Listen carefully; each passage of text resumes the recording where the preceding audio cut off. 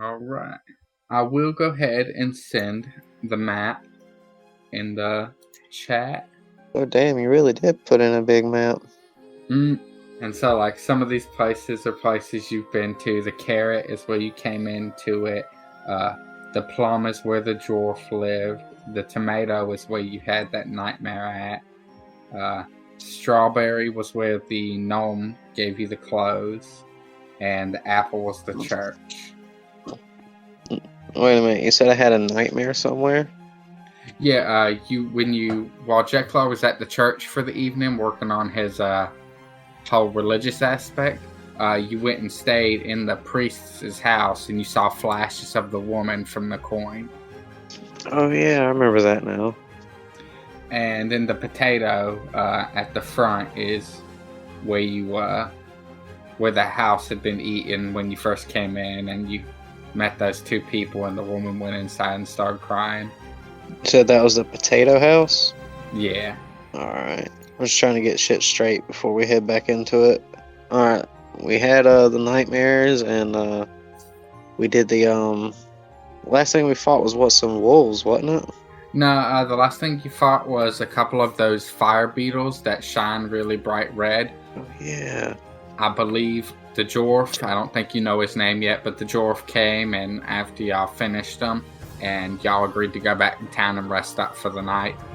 I think y'all were just on the way back, basically. I remember that Jeklar got pretty fucked up.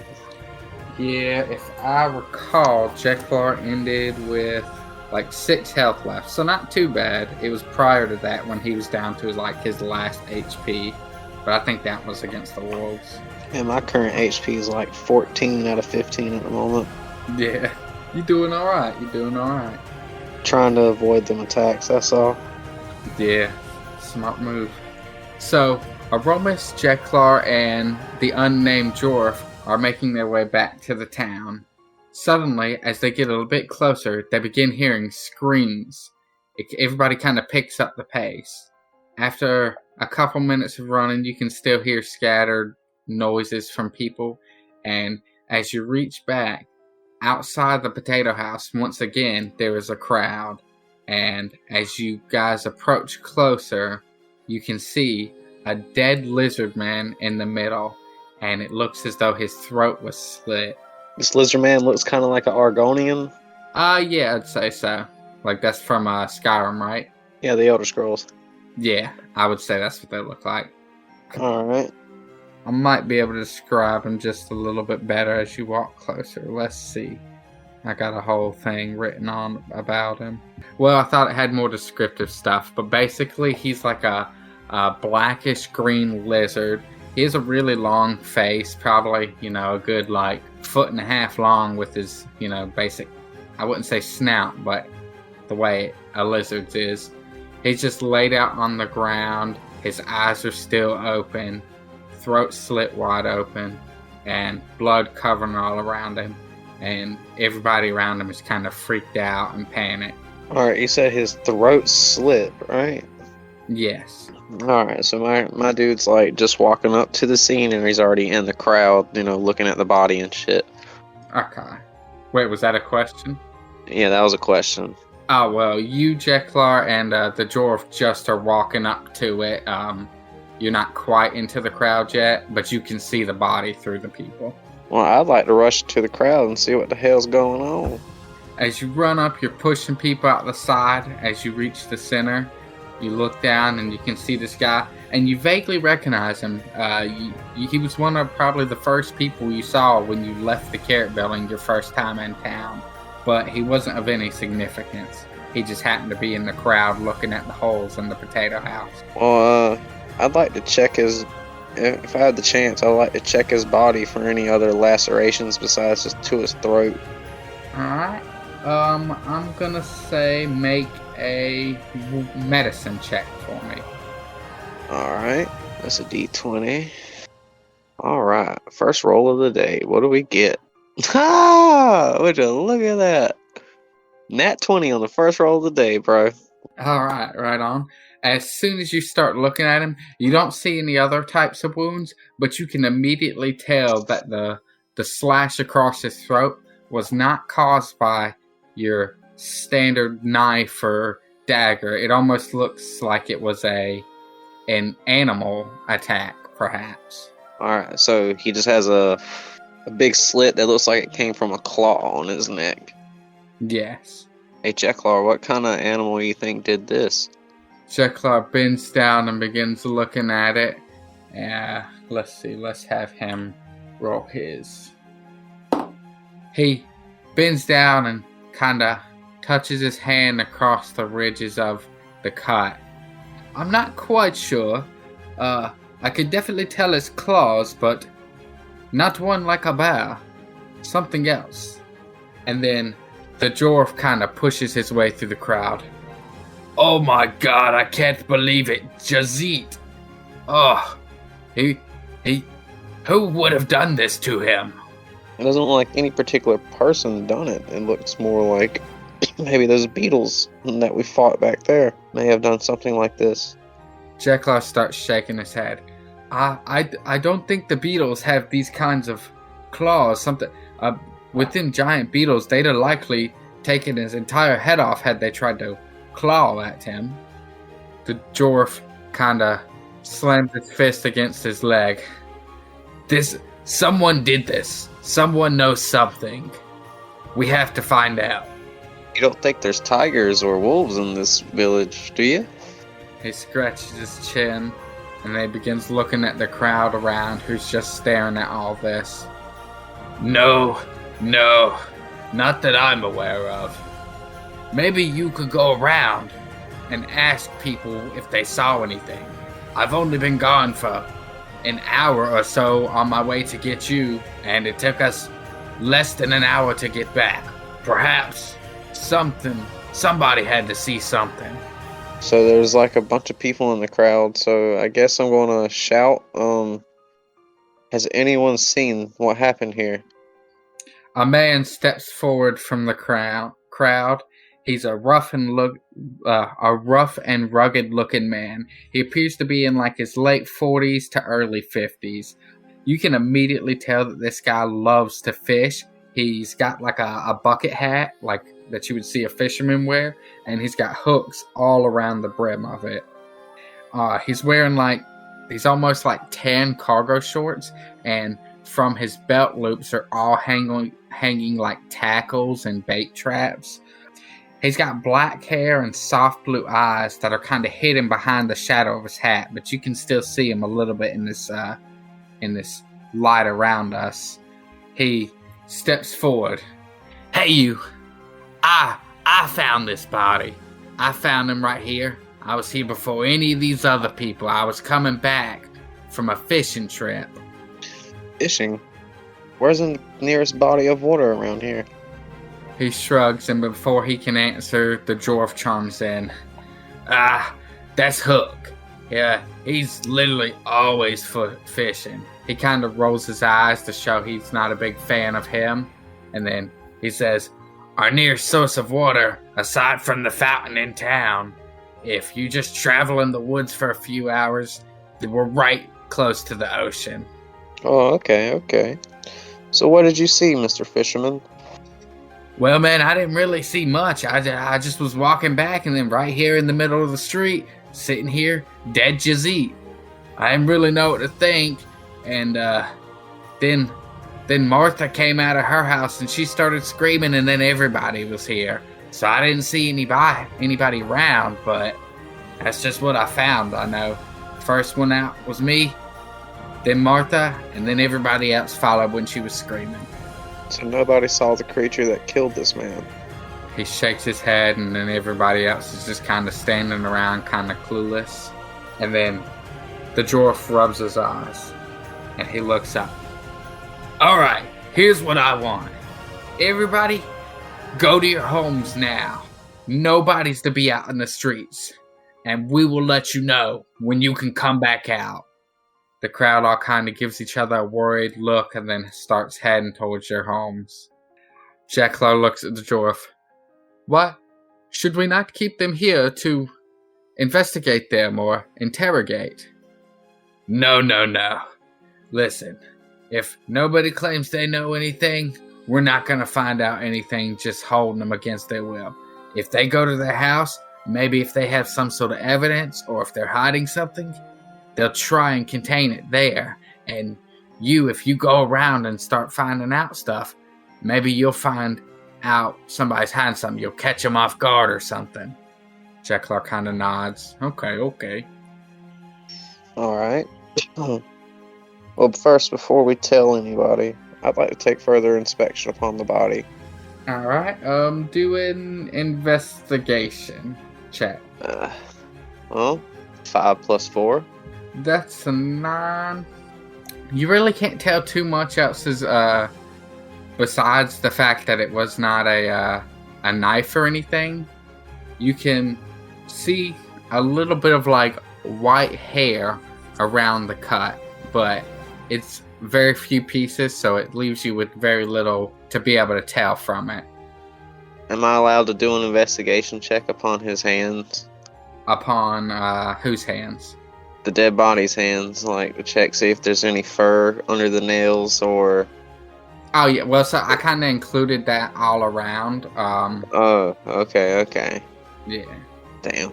Well, I was trying to see if this man died with the struggle or not, but I can't tell. Well, okay, I would say, from your investigation, it does not seem like there was any type of struggle. This man looks like he was dropped in seconds after his throat was slashed, and that was pretty much the end of it for him. And there's not like a blood trail anywhere? Nah, just this big puddle surrounding him. Fuck. No paw prints, no nothing. Fuck. Alright, I'm not even sure who I would investigate first. I already talked with Hook. The dwarf man looks at the ground and rubs his hair out of his face a little bit under his hat. This couldn't have happened at a worse time, considering what we're already dealing with these creatures eating our homes. I think, this might take more priority. These creatures haven't killed anyone to my knowledge, so I think this seeming murder might be the priority here. Jeklar looks down and he looks back up. We'll get these creatures later. Oh, Jeklar, did you see anybody that looked suspicious in the crowd? He scratches at the back of his head. Not necessarily. I was a bit more focused on the body at the time, though. I wasn't. The only notable one to me was Hook. I felt it was quite forward of him to suddenly claim he was the first one here.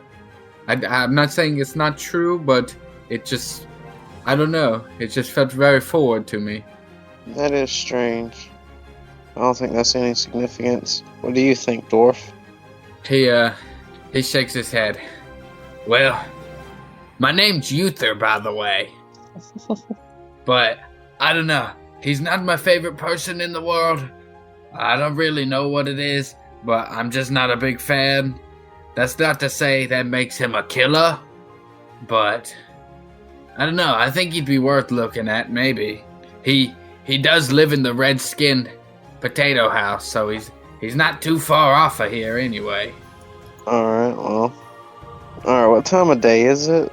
So I think right now it's because y'all haven't rested or anything yet. Y'all just got back, so I think it's pretty late in the evening. My sense of time from where we left off is a bit bad at the moment, but I want to say it's probably like 7 or 8 o'clock at night right now. My guy looks up into the sky. What does he see? Aside from the giant shadow casted from the carrot over the town, I'd say you mostly just see really large treetops surrounding y'all. Like maybe not directly up. You can see the sun has started to set for sure. It's getting a bit dark. Basically looking straight up, it's just clear air. What phase is the moon, or is it even out? I would say it's coming out a little bit, and you can see it's I don't know my phases necessarily, but it's a crescent moon. Like, I'd say it's like 1/6 of the full moon. 1/6 of the full moon? I guess so. I get what you're saying. It's a really thin crescent moon. Yeah. It just came out in the new moon phase. Okay. Maybe. Alright, so I guess I can rule out werewolf attack. The dwarf shakes his head. This is terrible. There's maybe only so many important people that you would have to see. You know, like, there's a child here. She obviously probably is not running around slitting the throats of people like an animal. Maybe perhaps it's not even a person. Maybe there really is some sort of creature that snuck its way into our home. I think I would start, maybe go to the Leak Lighthouse. We have a guy there who's supposed to watch over the whole town. You know, he can see. I'm surprised he didn't catch on to you walking up to our village beforehand. So perhaps you could go to him and see if he saw it. You said the Leak Lighthouse? Yes. It's not too far off of the church. We saw it when we were going to find that beetle the first time. Well, let's go there. Talk to this man. All right. I have to attend to some things, so I'm gonna let you and Jeklar handle this now. All right. I'm gonna clean up this body here and see that we get Jazeet's body put where he deserves. All right. Well, me and Jeklar are going to go to the Leak Lighthouse. Good luck. All right. So you and Jeklar start walking your way there. So y'all go walking down this road. You know, you pass the little water fountain in the center of town. You pass the plum, tomato, all those little vegetable buildings. And as you start walking past the church, you can see the leak towering above. And for something they would call a lighthouse, there's no real light source coming out of the top of it. But you and Jeklar make your way to the bottom of it, and there's a door, and you can see through the door, and it's definitely a staircase that goes up into it when you look in, like a spiral thing, like you would see in a lighthouse. I'm able to just walk in. There's nobody at the front door or anything? You don't see anybody at the door now. You could try and open it if you want, though. Alright, I'm gonna try to open it. Alright. It opens right up, but as soon as the door opens up, you hear a, "Hey! Who's in here?" Jeklar's eyes widen. Hey, I don't mean to intrude, but who's here? I'm upstairs. Why don't you come upstairs and see me? Alright, we're coming up the stairs. Alright. As you start walking into this building a little more, you can see it's real dusty in the bottom. It really doesn't look like anyone spends much time down on this part at all. The stairs are a bit like moist. You can definitely tell you're walking on a leak that's been carved about. And as you go about 3 circles up the stairs, you can start smelling a kind of foul smell, like I was gonna say body odor, but it's just a nasty smell to you. And as you're almost getting your way to the top, you hear, "I hope you guys like snacks." They smell like that, man. I don't want them. So as you're saying that, you finally reach the top of your stairs, and you're in this big room, and you can see there's basically windows carved out, and there is like a lantern sitting in one of the windows, but it's not really even lit. And as you look around, you can see this room is really nasty. There's trash all over the floor, definitely tons of snack papers and stuff. As you further your head to the right, in a large chair, there is this very fat man, and he's really grotesque looking. He's a bit of a grotesque man. He has a strong smell of almost onions. His clothes are really filthy and torn. He has very unkempt brown hair that kind of comes down to his shoulders. A brown, long, scraggly beard, as if he's never brushed it ever. And he looks at you. Who are you two? I am Oromis, and this is Jeklar. We're investigating a murder, and I hear you keep a watchful eye on this place. He kind of gives like a worrisome look. Well, My name is Stompler. I've been hired to basically sit up here and watch out for the place, but I'll be honest, nothing ever happens. So I usually don't really spend time looking. I've been up here for years, just sitting around, eating, keeping to myself. Why? What happened? You tell me. What was the lizard guy's name again? Jazeet. Like Jazeet. Well, Jazeet was murdered, slashed across the throat. I was wondering if you happened to see the incident occur. He kinda burps really grotesquely a little bit in surprise. Oh my god! Jazeet's dead? And he kind of spins around in his chair and starts looking out the windows. Where did he die at? I don't know if I can see anything. It's kind of dark out.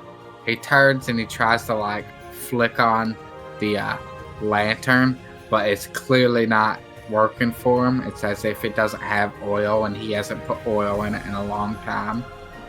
I can't see. So you're telling me I have no lead here? He frowns. Yeah, I'm real sorry about that, but nothing really ever happens. Nobody comes and talks to me. Occasionally one of our good people of town will bring me some snacks. He'll offer for me to come to the lettuce hall, but I'm so big, I doubt I could even fit out the door anymore. I run out of breath just talking. How unfortunate.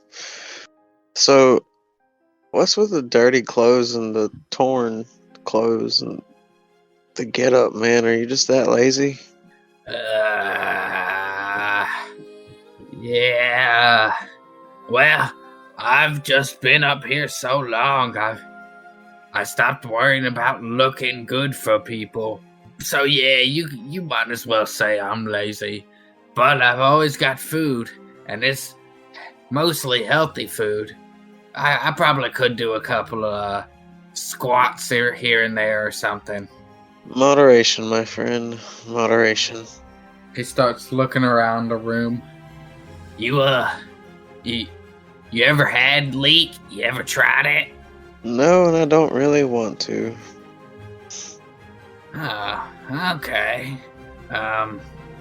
Jeklar's just kind of standing there, at the top of the stairs still, he doesn't really want to be here necessarily. He doesn't want to get involved because the man kind of is repulsive to him. Well, guys, you're welcome to try and look out. I'll move and you can look out and see what you can see. My eyes probably could be better. I should have been eating carrots, not a bunch of leeks. I really don't know what else to say to this guy. Jeklar turns and he says, well, I guess we better go see what else we can find out, okay? That sounds like a great idea. Real quickly, the man sticks up his very jiggly arm. Wait, don't go. I don't often have people to talk to.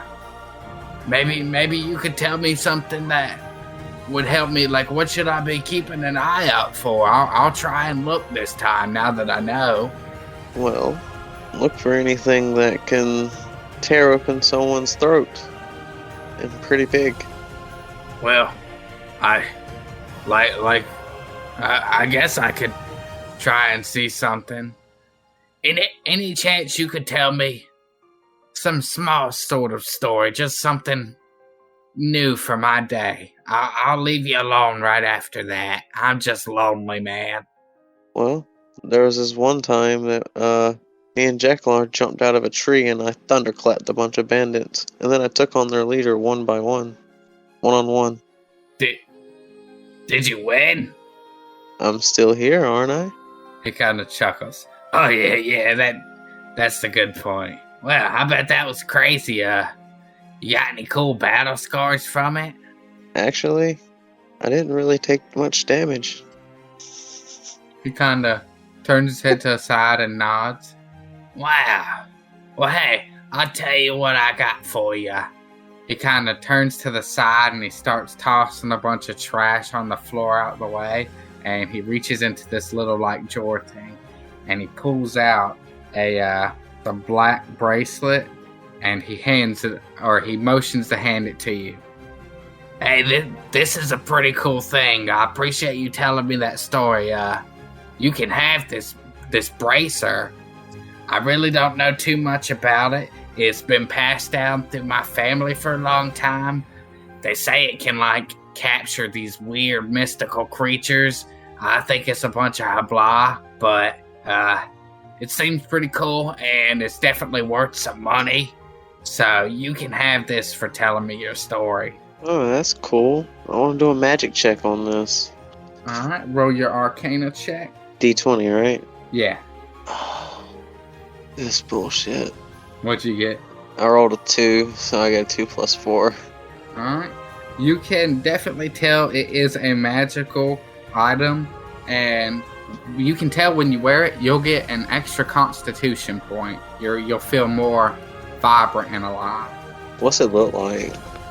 It's pretty much just a simple, like, brownish black bracelet you would wrap around your hand. It looks very plain, except it's got just like a little white line going across the top, and that's pretty much where you can feel the source of magic coming from, is that white line.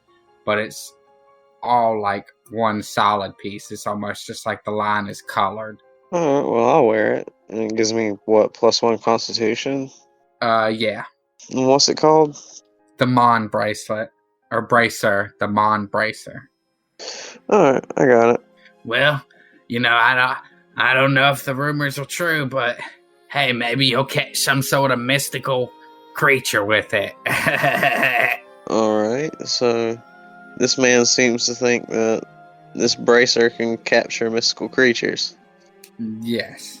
He says he said it was something passed down through his family. Damn, this sounds like some monster tamer shit. Hell yeah. Alright, so well, I guess we leave the lighthouse. You and Jeklar step down and proceed out as the guy waves you away. Well, he wasn't quite to the help, was he? Some lighthouse guy he is. Yeah, he wasn't much of a lead. It's getting kind of late, so you want to head back to like an inn or something, Jeklar? Sure. I think the giant tall corn building seems to be an inn. Would you like to try and stay there for the night? Sounds like a plan, man. Alright, so y'all begin making your way over there. And at this point, it's getting pretty late. You've probably been sitting in the leak for about 20-30 minutes. So I'd say it's like late into 8 o'clock or early 9 o'clock. And as you approach the inn, a man opens the door for you. And as soon as the door opens, you can tell it's like this really tall and broad orc. He's got battle scars all over his body, scratches across his face, bald spots in his hair where you can tell he's probably been harmed there. He's a pretty intimidating looking guy for sure. And he opens the door and he says, "Welcome to the inn." Oh, what a small orc. You said a small orc? Yeah. Why do you say he's small? Were you being, like, is that what you say to him, being funny, or? Yeah. Okay. Just had to clarify. He kinda, Oh, okay. You guys need a room? I want to do his voice more like deep and intimidating, but my throat ain't meant for this, I guess. It's alright, bro. Alright, well, yeah, we need a place to stay for the night. Well, Uther told me that you guys were doing some work for us, so I'm gonna let you guys have a room on the house. Oh, nice. That's even better. You just go ahead and go up the stairs, and you'll have your room on the left, and your buddies will be on the right. Alright, well, good night, Jeklar. I'll see you in the morning. Good night. And he kind of hurries his way up there, jiggling his bananas as he goes.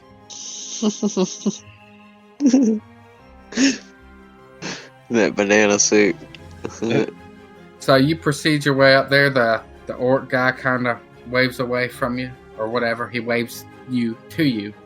And you go up in the room, nice little cozy room, simple little bed.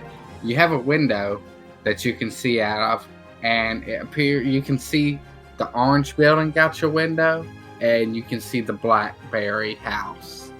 You don't really necessarily see anything going on as far as you're, just looking at it or anything, but you just can tell that's how your view looks. Well, I guess my dude's just gonna go to sleep. I mean, Alright. I don't think another Arcana check would even tell me anything else about the bracelet, right? You could roll another one if you want to try. Alright, I do want to do that. Because I need to know if this thing actually does catch monsters. That'd be dope. Well, 7 plus 4. 11. 11, yeah. Alright. So you can feel a little bit better now the magical essence of this. It's almost got like a little pulse to it, as if it's searching in a sense. But magically, all you really can tell is it probably does have some sort of pulling magic to something. Your character kind of wonders maybe about the history more so of it. Well, am I able to do a history check on it? You may do a history check. Alright. Come on, give me a decent fucking roll. Shebang, I got a 16. Alright, so that's going to be a dirty 20.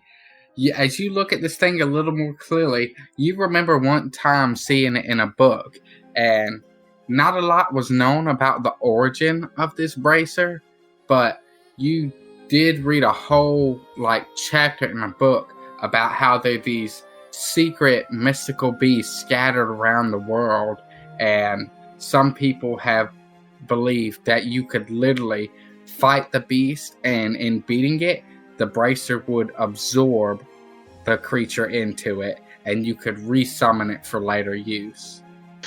Oh shit, this sounds like I'm gonna be a summoner, nigga. Hell yeah. Mm-hmm. But that's pretty much all you know about it from that point. Alright, well, I guess now my dude may rest for the night. Alright. So you start sleeping, and a couple hours go by, and then you start seeing this woman's face again. The quick flashes, and you can see it's almost like a camera's panning away from her, and you can see her arms are becoming twisted and broken, and as the camera pans out a little further, you can see her stomach is extended out, and her mouth opens and stretches down further than any natural person's, and it's almost as if she tries to scream something, and you quickly wake up again, and it's morning, once again covered in sweat. Man, that sounds pretty graphic. Hell yeah. Bit. Okay, so real quick, I've done a lot of talking with people online, and the premise of this game can get really dark. I don't know if I mentioned this last time, but are there limits of what can happen for your comfortability? Oh no, go as dark as you fucking can, bro. I do not have a weak stomach. Okay, cool. Just wanted to make sure then. Everyone's like, oh, make sure your players are comfortable or you're going to ruin the game for everybody. Blah, blah, blah. I was like, okay, let me check. Yeah, make it as dark as possible. That's fucking dope. Right, I'm right. But you were up for the day. Alright, so I want to go see Jeklar. Alright. As you open and leave your room, you can see him down at the base of the stairs, and he seems to be trying to conversate with this orc. So you don't remember anything prior to that, huh? No. This is most of my life here, it seems to me. They're just making talk. So you're not the warrior type of orc? He looks up at you as you're walking downstairs saying that.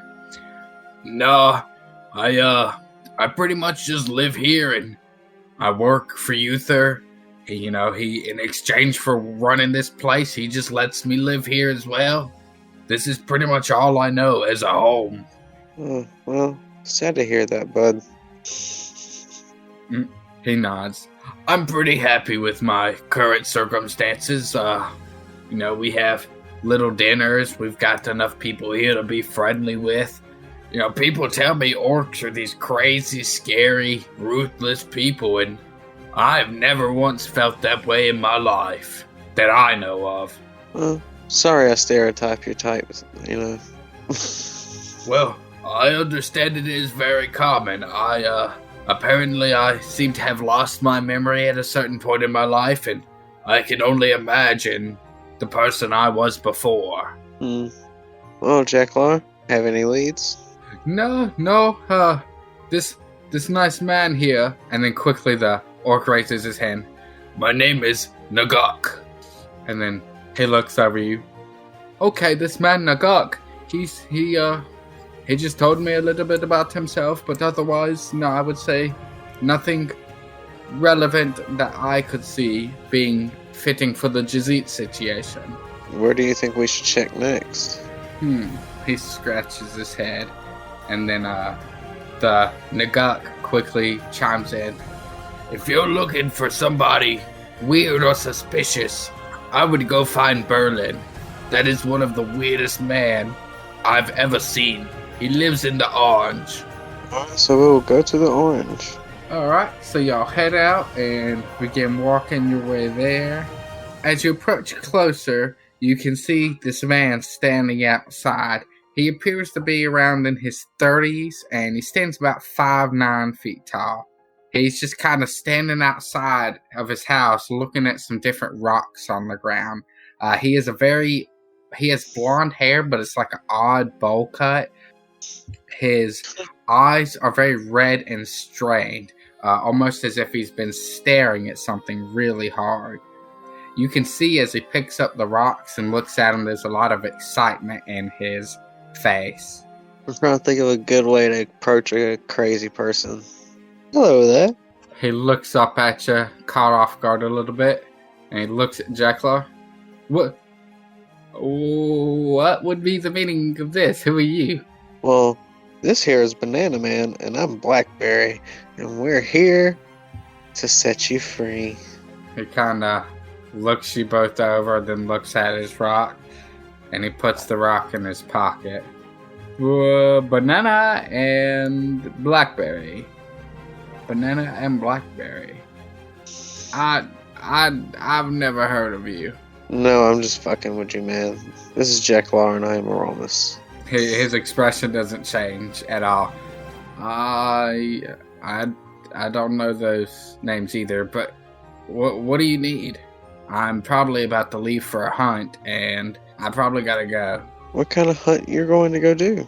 I'm just gonna go see if I can find some, like some meat and stuff. Like I kill a couple wolves. Sometimes I bring back the meat, and we get to eat that up. We can't always just be eating lettuce and tomatoes, and what happens when we want a taco. Well, nothing wrong with being a vegetarian, but I don't know, man. Wolf meat? I would certainly say wolf meat can be quite delicious. I don't have a problem with vegetarians, but I'm not a rabbit. I've gotta eat something I can get down with. And when it really comes down to it, everyone will eat that meat if the moment says they need to. You're right. Well, what kind of animals around here do you think could kill your old friend Jazeet? Like he the other day, slash across the throat. He turns his head to the side. You mean Jazeet's dead? Really? Yes, he is. I'm surprised he wasn't eating or something. That's crazy. He slit in the throat, huh? He's just kind of looking around oddly, like he's pondering the situation in his own head. He looks at you. I'm getting the vibe you want something from me. You want information, don't you? That's all anyone really ever wants from me. Well, what do you want to know? What else? I want to know what killed Jazeet and where I can find it. Well, maybe if you agree to go with me on my next hunting trip, I'll come inspect the body for you. I do a whole lot of reading, so I think I could probably share some information if there's something to be seen. Well, how about we go on the hunt with you now? Well, I'm not really looking for the company right now. I was actually, offered to do you the favor now, and you do me the favor later. Alright then. Well, good day to you. Wait, so do you want me to come check out the body? Oh, yeah, I want you to check out the body. He kind of starts walking towards you, and he's slinging his arms in a really weird way. It's just kind of weird. You can tell this guy, something's off about him. You know what I mean? Mm-hmm. So he begins following y'all, and the body is no longer in the street. While you were doing this investigating, Uther, the dwarf, he did relocate him to his house. So you guys make your way over to the Plum House again. You're going in, right? Oh, yeah.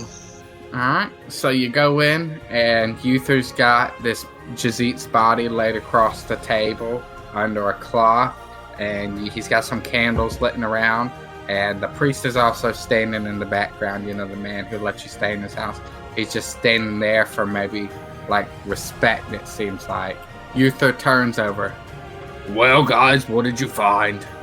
And then Berlin, he kind of pokes his head in.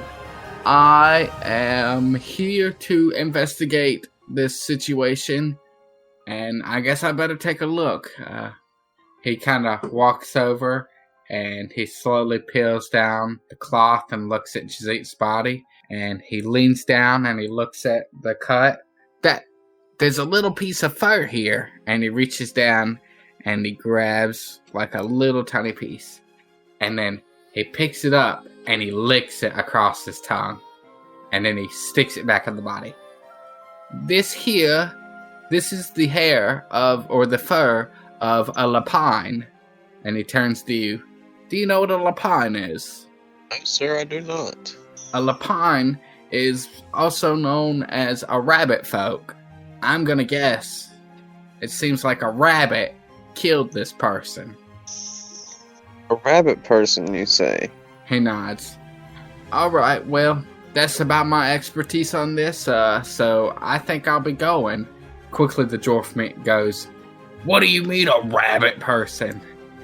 And Berlin turns to Uther, kind of motions his hands up in the air what do you mean?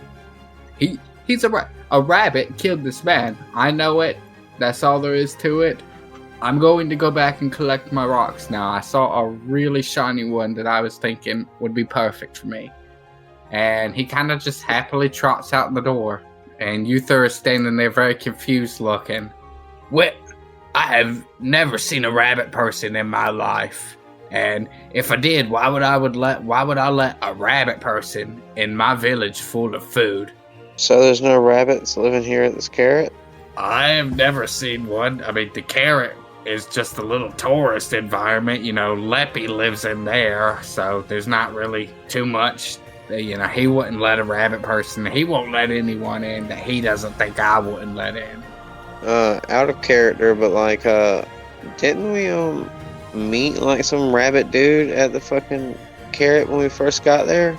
Okay, so you're referring to Leppy. He wasn't necessarily rabbit. He had squirrely teeth, but he was a human, I believe.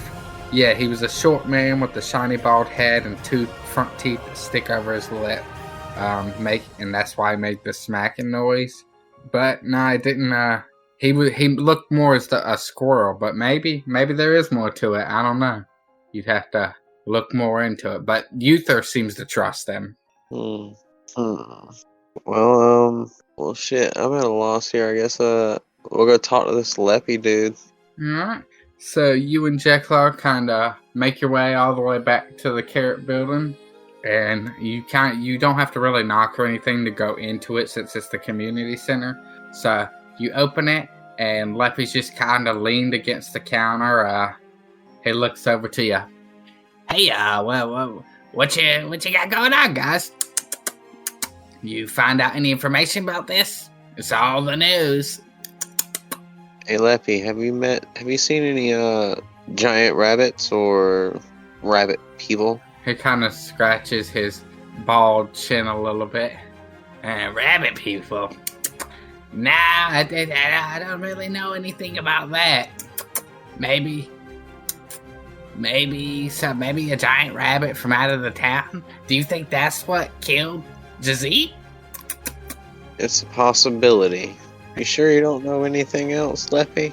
Yeah, let me think. The only thing, I came running out into the crowd with everybody else a little bit. Yeah, it really was just Hook standing out there with the body. I did see Martha. She was standing out there at her front door, and she was screaming real loud.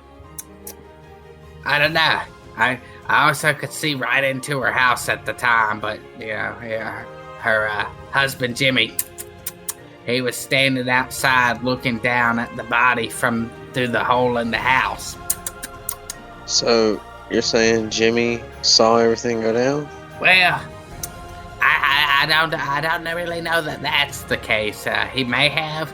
All I know is there was Hook out there and Martha, and Jimmy was watching from the house. Maybe he just heard Martha. He kind of starts licking at his teeth. Anyway, maybe he just heard Martha scream, and he quickly chose the best visual he could get without having to run downstairs or something. Jeklar kind of quickly chimes in. Maybe we should go next to Martha and Jimmy. Maybe, they were pretty close involved in this, and, maybe they know something, basically. Alright, well, let's go speak with them. Leppy kind of waves you off, and he says, Y'all have a good day, and be safe out there. And you guys walk outside, and, you walk a little bit over the pool of blood. It's now dried up blood, but you make your way over to the potato house. Looking up, if you can see right inside the hole in the potato, the woman Martha, she's just sitting on the edge of the bed, and she's rubbing her hand across the back of her head, and you can tell she's definitely stressed. It's pretty obvious. She seems really forgetful, like she has no idea that somebody's looking in at her right now. Alright, well, I guess I knock on their door. Her head jumps up, and she begins walking downstairs, and she opens the door. Hello? Hey, Martha, I would like to know if, you seen anything, happen around that time of the murder? I was just having a rough day. My house has been messed up, and I still really hadn't gotten over that yet. And then next thing you know, I open my front door, and there's a dead man laying in front of my house. So not only do I have a destroyed house, now I'll never get this image of somebody I knew dead in front of me. Just for the record, so there's a whole bunch of different checks. You can basically be using, stuff at any time. Let's say you wanted to lie to somebody, you got your deception tech, investigation. You can even, you got stealth, you can follow people around, I don't know, I'm just thinking, different, some Sherlock Holmes type shit, basically, I was thinking of using intimidation and whatnot, but I'm not exactly sure what I would say trying to intimidate somebody. But I kind of want to ask, you said his name was Jimmy? Yeah, that's the husband. Yeah, I want to talk to her husband, Jimmy. She could tell you're looking around for him a little bit, and she's like, Are you looking for Jimmy? He's down at the fountain right now. He said he needed to clear his head and didn't want to be around me right now. Understandable. Yeah, we really wanted to talk to Jimmy, so we're gonna go talk with Jimmy. Have a nice day, Martha. She kind of sad-faced up, closes the door, and goes back upstairs. And you guys start making your way over to the fountain. So as you get over to him, he is just sitting there staring into the water, and he's looking real disappointed for sure. Well, hello there, Jimmy. He looks up at you.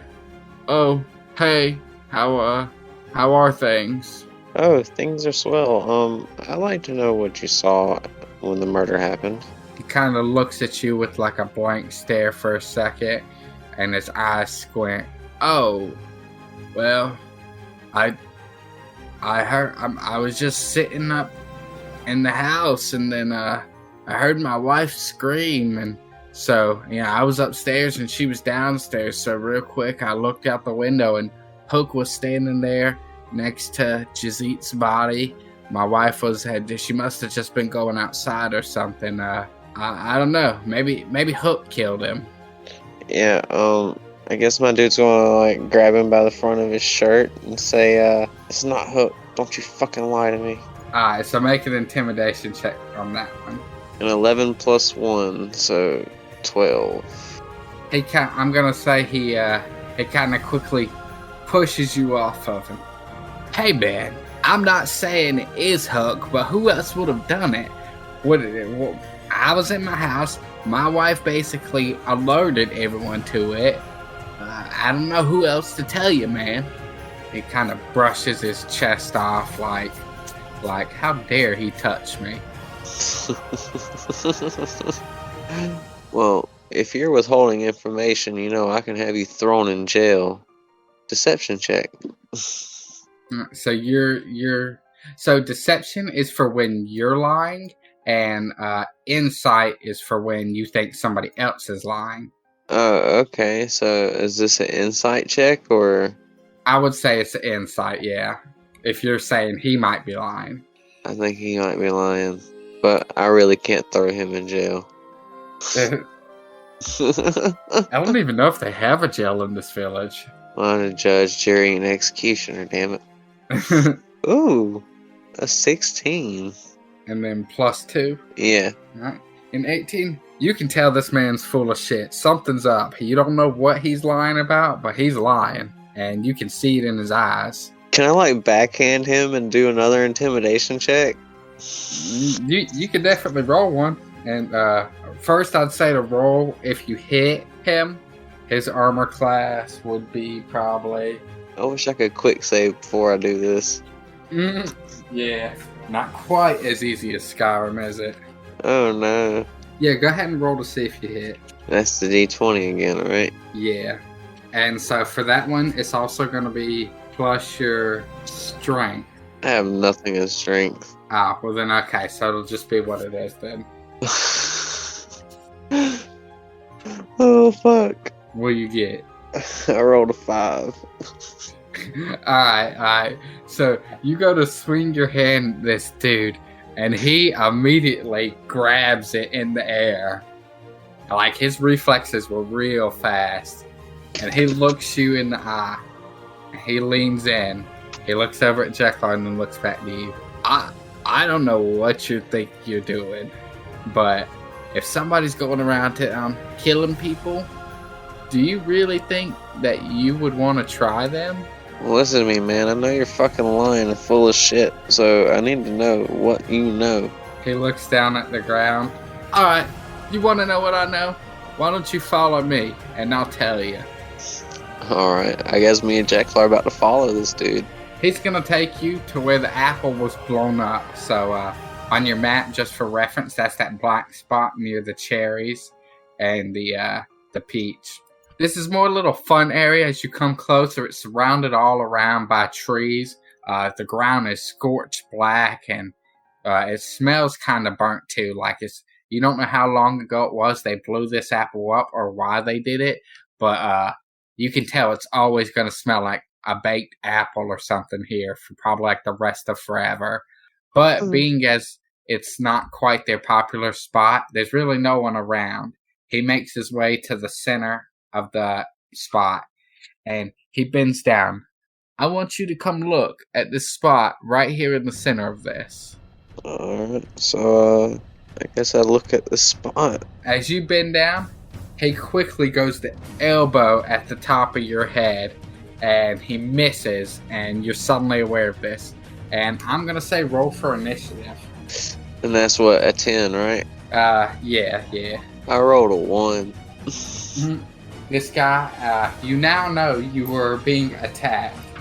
This guy quickly jumps back, and he pulls off something from his hand, and when he does that, you can see he only has 3 fingers. It's like he pulled off a glove, basically, and these 3 fingers have these thick claws on them, and he quickly lunges forward towards you again, and he is trying to basically do basically like a standard like clawing attack at you, I guess. So he's gonna roll. What's your armor class? Like 13 with your costume? Yes, 13. Alright. And he does hit. And let's see, what is his damage? A 1d8. So you take 6 damage, I believe. Damn. He did this with his 3 little fingers? Yeah, but they were clawed at the front of them. Oh, okay. And that would make it Jeklar's turn, who was definitely a bit caught off guard for this. So Jeklar is quickly going to whip out that quarterstaff and go to swing it right at this guy. Jeklar has a 14, and that does hit. Jeklar is using his quarterstaff, which is a 1d8, and he'll get a +2. So he does 7 damage to this man. Maybe I should pull out a calculator. No, that's pretty easy. As Jeklar swings at him, it hits him across his right shoulder, and the guy kind of swings to the left a little bit in reaction to it. He quickly cuts the glove off his other hand, now having both of his claws sticking out to the side, ready to attack. And that would be your turn now. So, like, how close is he to me right now? I'd say he's within like 2 feet of you, really. He might have went back a foot when Jeklar hit him, so maybe 3 feet. Alright, I'm about to whip out my quarterstaff and whop his ass too. Alright, roll that. D20, right? Yeah, so you just barely hit. Roll your damage die. That's something I think I forgot to tell you. It turns out the proficiency is only for when you're trying to hit, not to the damage, I guess. I had that backwards. Alright, so I'm gonna roll a D8, right? Yeah. Ooh, 7 damage. Right on. 7. How do you attack at him? Did you swing it, or were you like jabbing at him? Oh, I'm swinging it right down. Like, down on his fucking head.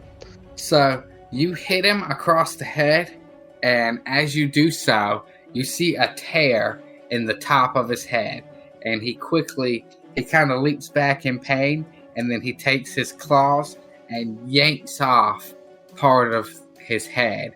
You can tell he was wearing a mask this whole time, because as soon as he yanks it down, one half of it, an ear shoots up that's probably like 2 feet long, and it's got, real pink on the inside, and he has brown fur, and you can now see his face for the first time.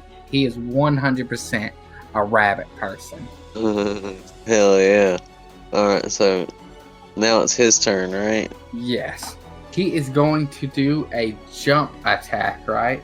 So he quickly pushes up off the ground, jumping up into the air right over top of you. And your armor class is 13. So unfortunately, wait, hold on, I get to add.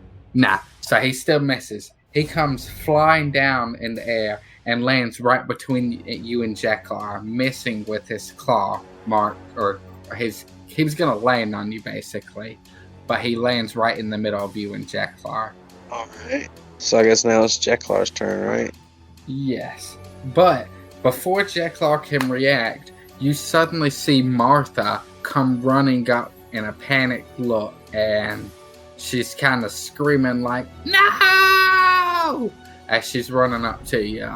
And so Jeklar is going to take his turn now. Jeklar rolled a 13 plus 2.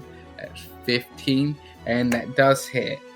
So Jeklar quickly swings this down at the dude's back since he's in the middle. Jeklar hits him for 5 damage.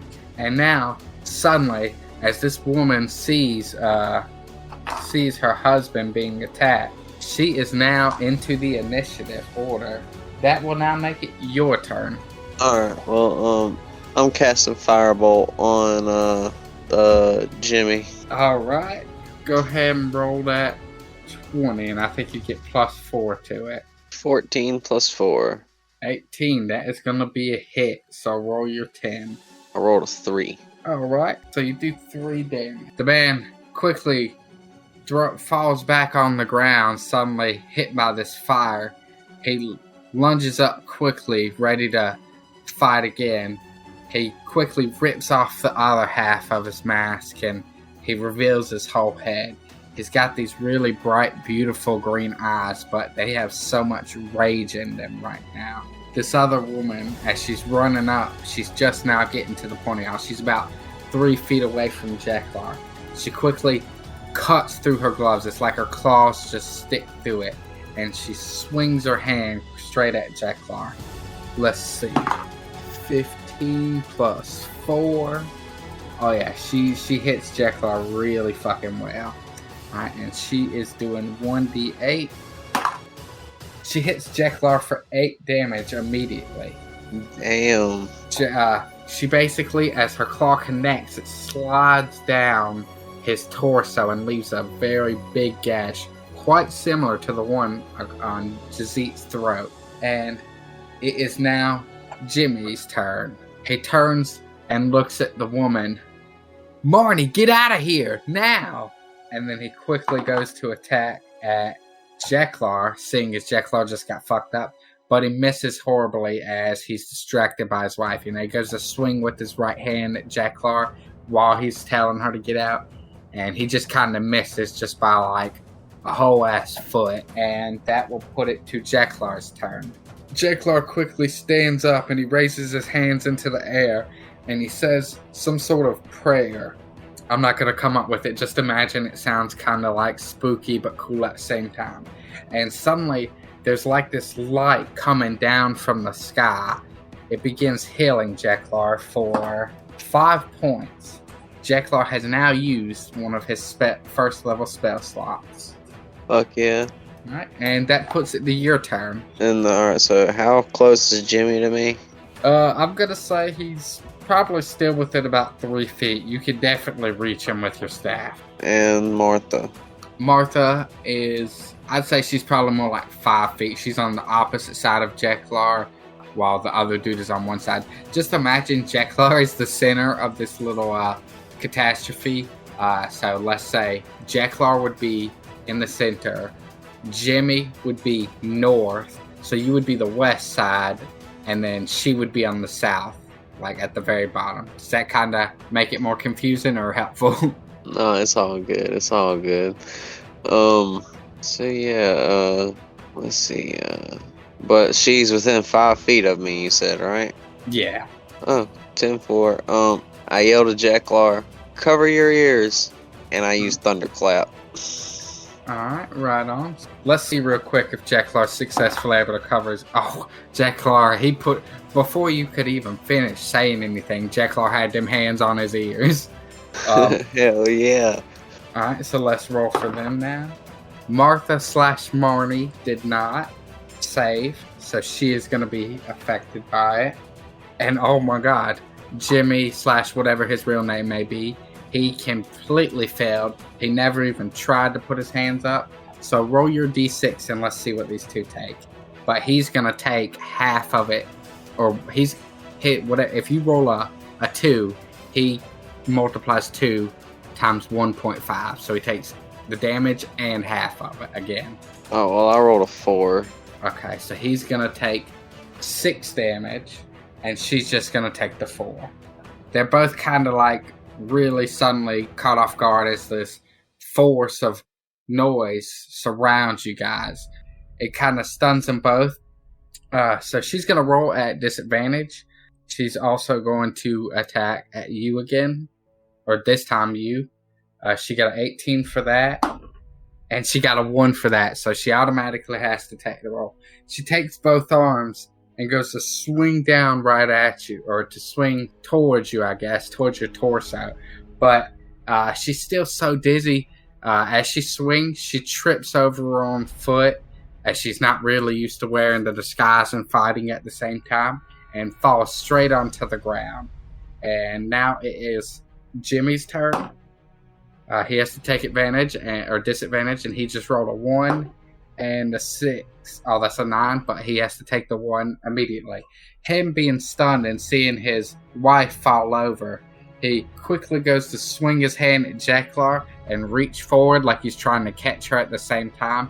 And in doing so, he slings his arm blindly, and it flies and kind of wraps around his own body. It doesn't hurt him or anything, but it just he swings way too hard. So basically, as dude's trying to swing and grab his wife at the same time, he kind of just does like a fucking dumb spin and trips onto the ground himself. So now it is Jeklar's turn, and you two are both standing over these fallen people, so you guys will be rolling with advantage. Jeklar is going to try and take his staff and hit right down in the woman's face. And he rolls an 11, the first one, and a 1 the second one, so he's going to get the 11 and a +2 for his dexterity, I believe, so that's 13. And let's see if he has a strength bonus since it's a physical attack. I do get a +1, so that's a 14, and I was attacking Marnie, which just hits. Lucky Jeklar. I'm hitting with an 8. So Jeklar hits her in the top of the head, sending her flying even further into the ground for 4 damage. Alright, and it is now your turn. I'm going to hit Jimmy in the head with my quarterstaff. Alright, you rolled at 20. Alright. I rolled a 20 and a 14. Fuck yeah.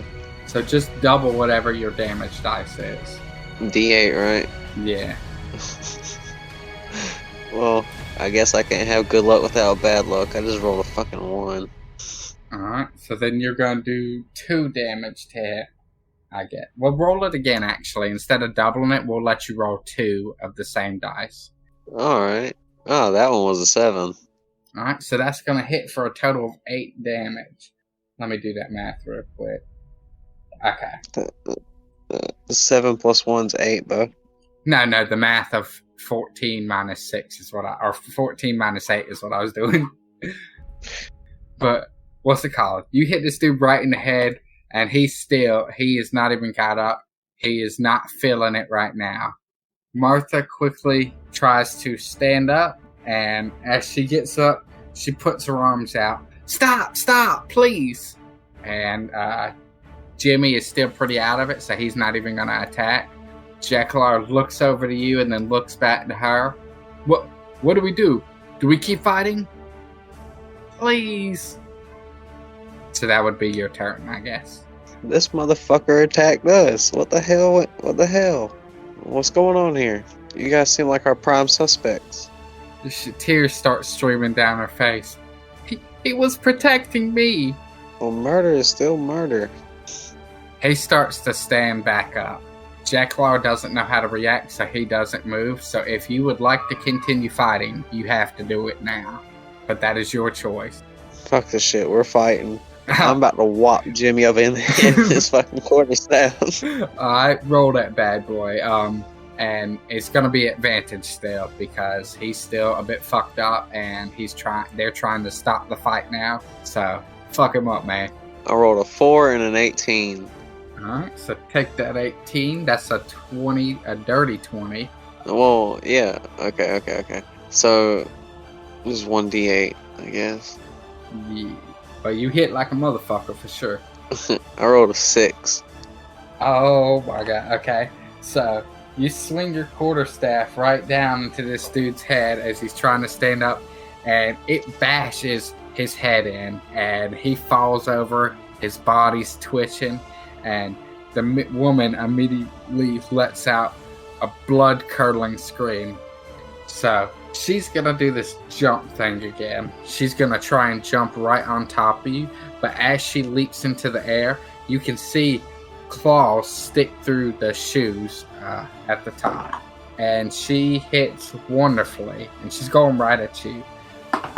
She lands right on top of you, and her claws, not only does her weight send you kind of flying towards the ground a little bit, but the claws coming through her shoes go right into each of the top of your shoulders, and you take 7 damage.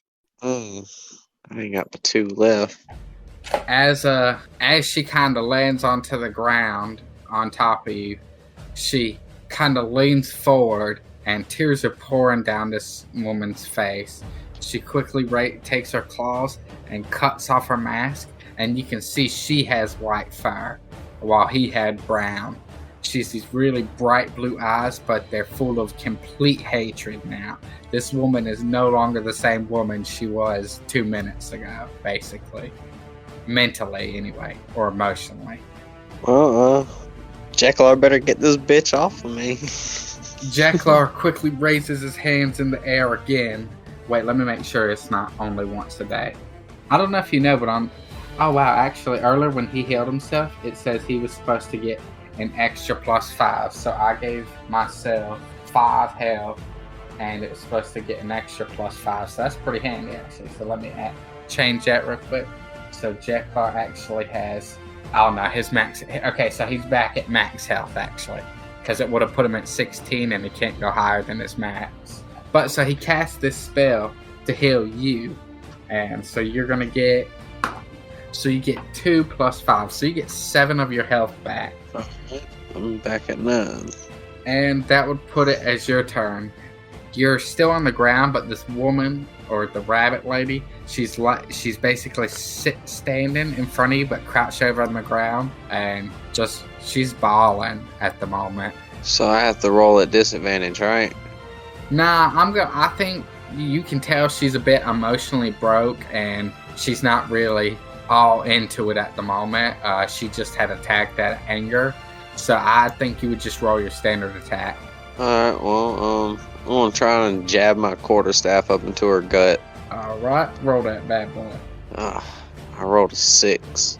6 + 2 would be 8, and you have no strength, so an 8's not gonna hit. As you jab it at her stomach, she quickly jumps back and stands back up, and she looks down at you with full-on hatred. She kind of looks over to Jeklar, and she looks back at you. We just wanted to live in peace. We didn't want this. Nobody had to know what we really were. And then she goes to swing down at you again. And she hits with the 15. And I believe that does hit you. So she's just clawing at you this time, though. And she does 1 damage. And that will make it Jeklar's turn. Jeklar quickly grabs his staff and swings it like a baseball bat towards her head. Jeklar misses. She just ducks right under it real easily. He only rolled like it's a 6, and I think it's +2, so he missed like hell. And that would put it at your turn.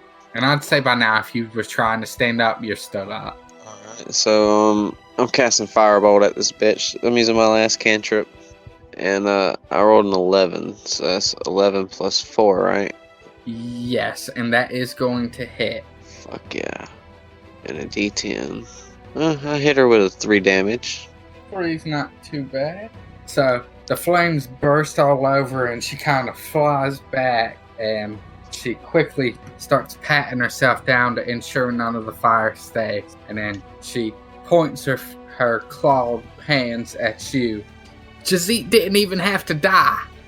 You should have finished off these bugs, and he never would have seen anything. And then real quickly, she's going to try and leap at Jeklar. That is barely going to miss. So she lands directly right in the middle of the two of y'all again. And she's got her claws ready to, like, in each direction. One towards you and one towards her, or Jeklar. And Jeklar is going to take another swing at her. But this time he's going for the ankle, her right ankle. And Jeklar misses. He swings that bitch hard and hits it in the ground right in front of her. And it is now your turn. I try and walk with the quarterstaff. Ooh, a 12. So that's going to make that a 14, which will just hit. 2. 2. Alright. Yeah. Slow and steady wins the race sometime, my friend. At least I'm getting hits in. Alright, where were you swinging at her at? I guess I was going to hit her in the shoulder or something with the quarterstaff. That's what it sounds like I'm about to do. So as you swing, it connects right into her shoulder blade, and it kind of makes her jerk back and messes up her prepared attack she had at both of y'all. She kind of tries to do like a dexterous roll backwards. Let's see if she can pass that. She probably will. But, oh my god, okay. I'm going to say it's real clumsy. She goes to roll backwards, and in doing so, she kind of side rolls a little bit more than she meant to, and she kind of falls flat for a second on her ass, and then quickly bops back up. But it makes her have to attack at disadvantage as she goes to swing forward towards Jeklar. She got a 14 on that one, and an 11 on that one, so at disadvantage she misses. She swings right at Jeklar, and he kind of lunges backwards. She says, "Why couldn't y'all have just let us be?" And it is your turn now. No, it's Jeklar's turn again, ain't it? Jeklar is gonna jab right at her with his quarterstaff.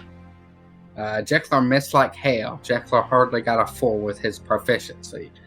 She just kind of steps back, and then she puts one of her legs in a stance like you kind of see, like, you know, like when people go to run in like Olympic races and shit, marathons, you know how they put that foot forward first?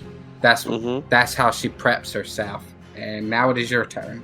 I'm gonna hit her in the knee with my quarterstaff. Alright, roll that bad boy. I rolled a 5. And a 7's not gonna hit.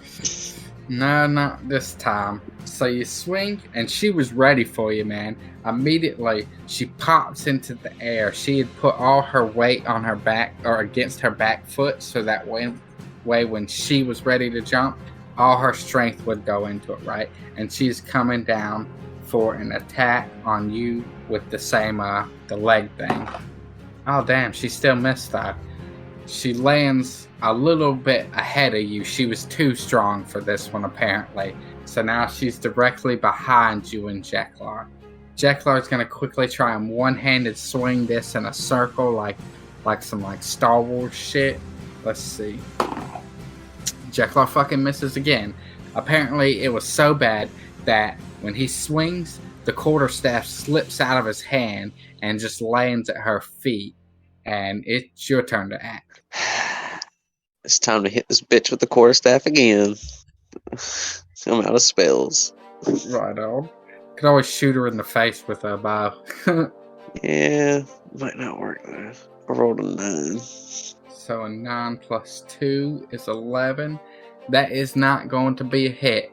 So as you swing at her again, she just kind of motions back, and then she goes to come at you with like an underhand claw up towards your chin. She gets 11 plus 4. That is a 15. So she is going to hit you. And she does 7 damage. Oh my god. That puts you on the brink of death very easily. And it is Jeklar's turn.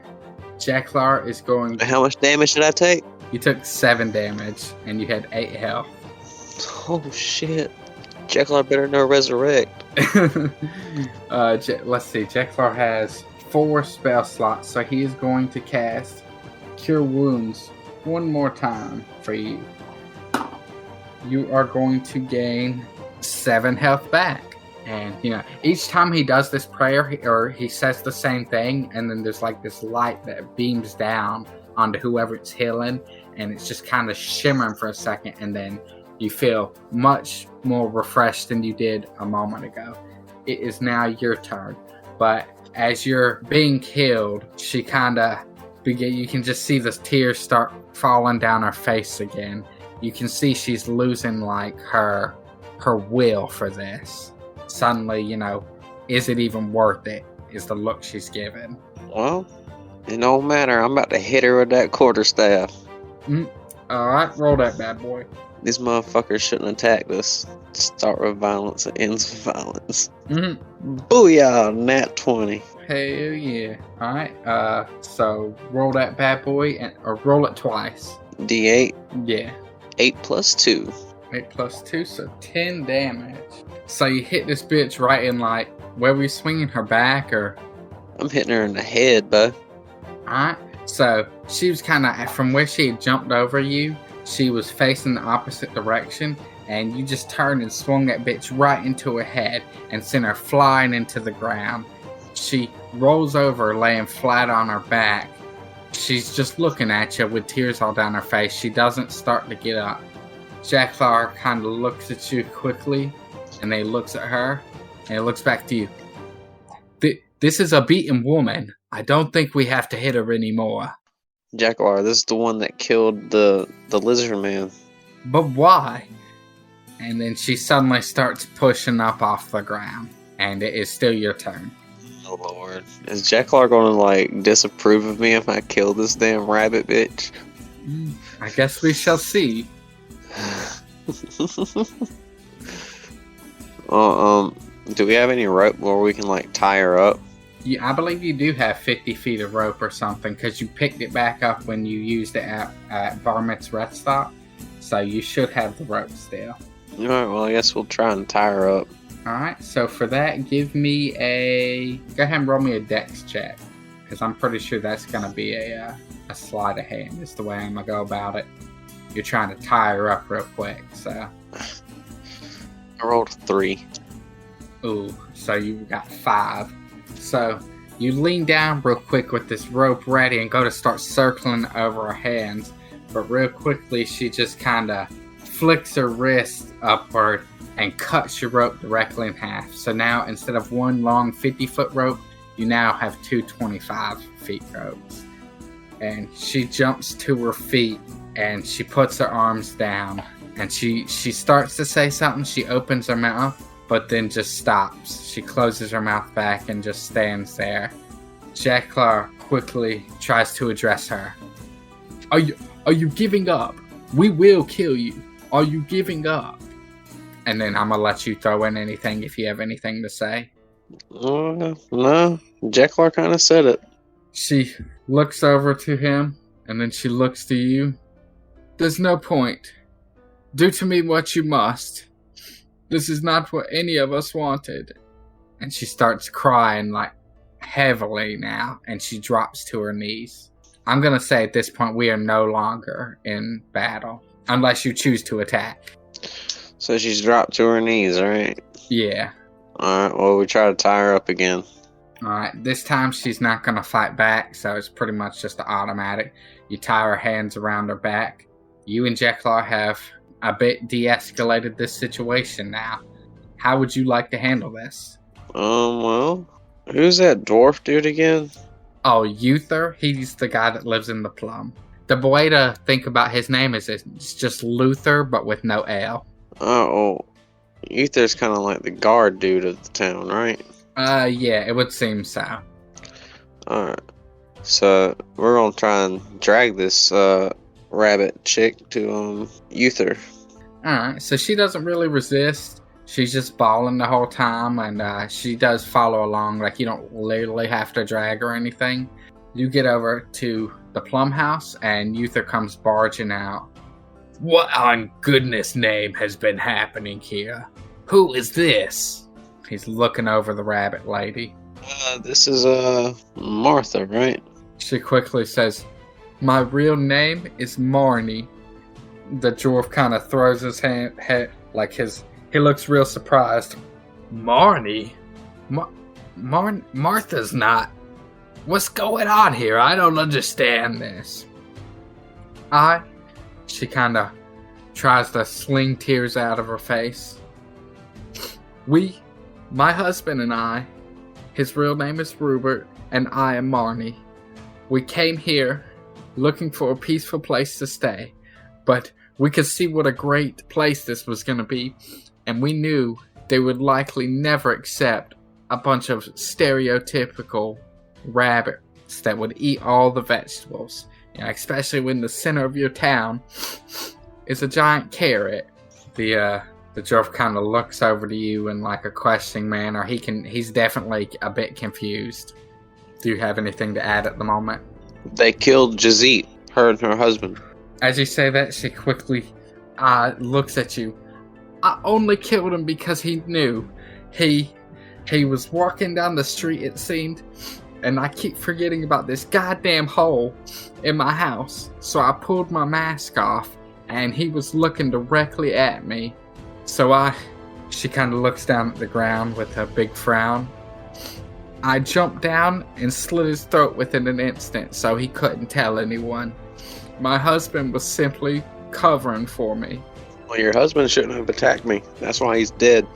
He just wanted to keep me safe. Yutha quickly comes over right in front of you and her. So, what is a fitting punishment for this crime? You have not only killed someone of our town, but you have resisted and you have tried to stop more. I can see Jeklar and Oromis are looking like they've been fucked up, is the polite way to say this. What should we do with her, Oromis? Well, do you have a prison you can throw in? He shakes his head. We've never had the need for anything like that. We could perhaps try to rig something up, but I've never dealt with this before. Perhaps you could take her to Gribbler. He is a man of many fascinating items. Perhaps he has something that we could contain her with. Thing is, if you keep her a prisoner, you have to take care of her. He kind of looks around. Well, I try to be a man of the law. I think we can't fairly kill her as she is contained. And then Jeklar nods. I have killed, but now that I have realigned my faith, I find that my God would not approve of me blindly killing somebody who is not harming me. Well? She quickly looks up as you start to say that. Kill me if you must. I have nothing left to live for anyway. We don't give you what you want, so we'll find a way to lock you up for good. She lowers her head and says nothing. Yeah, why don't you go over to the cherry houses and see if Gribbler has something he could do about it. Just tell him I sent you. I really appreciate you figuring out what's the cause of this. I don't really have a lot, but for you figuring this out, I'm going to go ahead and give both of you 10 gold. It's not a whole lot, but gold's hard to come by some days. And he quickly hands you and Jeklar 10 gold. 10 apiece, right? Yeah, 10 apiece. Puts me at 48 gold. Not bad at all, Dad. So I gotta go to the strawberry, you said, right? He said cherry. The strawberries where the gnome lives. Taylor the tailor of tailors. He told you to go find some guy named Gribbler at the cherries. Alright, well, to the cherries we go. Alright, so you, Jeklar, and Marnie, subdued, y'all make your way over there, and you reach the front, and there's a door on both of the cherries, but you can tell they're kind of merged into one big house. Alright, well, I knock on the door. Suddenly, the door opens, and there's a skinny, lanky-looking elf, and he's got this huge bag, it's like double the size of him, on his back. He opens the door, and he kind of looks you up and down. He has brown long hair and these real luscious green eyes. And he says, What can I help you with? I'm looking for a man named what again? Gribbler. Are you Gribbler, my sir? He nods his head. I am Gribbler Klein. And what do I owe the pleasure? You said they're called a lapine, right? Yeah, the rabbit people. We have a lapine that we have caught red-handed in murder. We need a way to detain them indefinitely. His eyes grow very wide. Oh my. Well, he kind of sits this heavy-ass bag down on the ground, and as it hits, you hear a loud boom, and you can hear all kinds of things shaking in it. He reaches his hand into the bag. Let's see what I might have here. And he pulls out these metal chains, and you can tell it's got or not just wrist braces, but it's got 4 braces to go around attached to the chains. Basically your typical locks for prisoners. Well, these are some pretty good chains, and if you can find yourself a place to attach them to that's a bit more secure than a piece of fruit, I don't think she'll be going anywhere. And then he starts lifting up this big heavy bag as he hands you these chains. Jeklar looks at the chains. Perhaps we could furnish something in her house, take some sort of furniture, and secure these chains to it, and maybe leave her locked in her own house. Instead of repairing the hole, we could potentially build it as just like a large window, so the people of the town could all see her at all times. That sounds like a great idea. He nods. I agree. We should go to you, Thor, with this. Alright, to you, Thor, we go. As you go to leave, the man stops you real quick. Wait, as you've seen, I am quite the handyman with items. I have a bag full of almost any type of item one could hope to find. Or maybe some you wouldn't hope to find either. I like a little game, so I am willing to make a deal with you. I will sell you a random item, okay? For only 1 gold.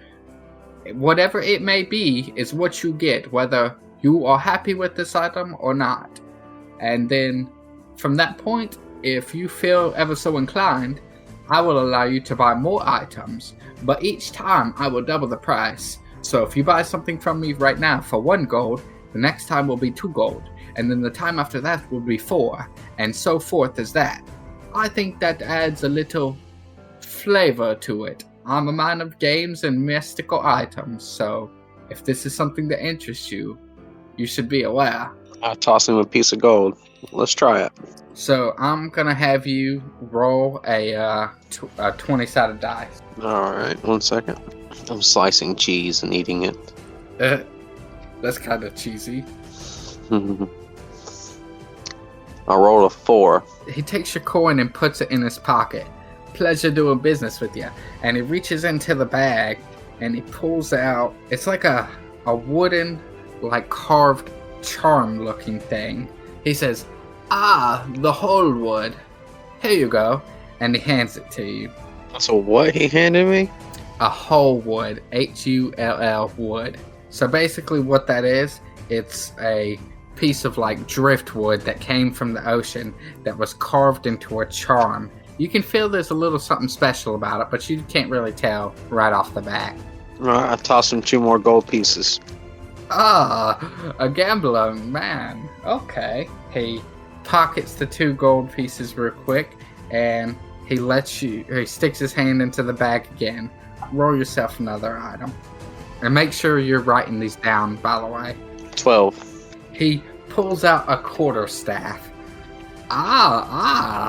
This looks like this weapon will work well for you. This is the quarterstaff of growth. Legend says this can increase in its size at the user's command. And then he hands it over to you. It's the quarterstaff of what? Growth. So it's pretty much like Goku's pole. Potentially, yes. Potentially. Alright, well, that's subtract 3 gold. I'm at 45, and alright, now I'll toss him 4 more gold. Oh, okay. He slides the money in his pocket and sticks his hand back in it. Alright. Marnie is just sitting here really like depressed right now, watching you gamble, basically. Alright, so I rolled a 4. Alright, so we're going to automatically change that to a 3 because you already achieved the 4th number item. And so he pulls out this... Oh, okay, I'm supposed to write this down. But... Yeah, you don't have to write the number down, just what the item is. So, like, your first thing you got was the whole wood, and the second thing was the quarterstaff of growth. This one, he pulls out a little box, and he says, this is an interesting one. And he opens up the little black box, and you can see a set of tobacco pipes, all carved at a bone. And he says, these are very nice items. These were all made out of the bones of an orc. Great for your smoking pleasure, if you're not a Newport guy, I suppose. And he hands it over to you. If you're not a Newport guy. So if you want to write that down, I would just call it orc bone pipes. Jeklar, why don't you go for a spin? He kind of scratches his chin.